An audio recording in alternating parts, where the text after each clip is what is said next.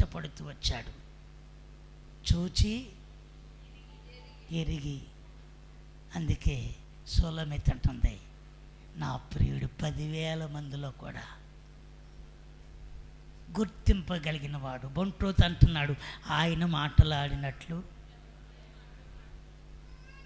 నిన్ను చూచి వదిలిపెట్టేవాడు కాదు, నీ కన్నీటిని చూచి దాటిపోయేవాడు కాదు, నీ కేకలు విని పక్కకు ఒరిగిపోయేవాడు కాదు. ఇదిగో దావీదు కుమారుడా, నన్ను కరుణించని బెచ్చమయ్యి ఆ మార్గములో ఆ యొక్క రోడ్డు పక్కని కేకలు వేస్తూ పిలుస్తూ ఉండగా ఆయన దగ్గరికి వచ్చి అతనికి కావలసిన దృష్టిని అనుగ్రహించడానికి నిలబడిన వాడు ఈ ఉదయకాలంలో నీతో మాట్లాడుతున్నాడు.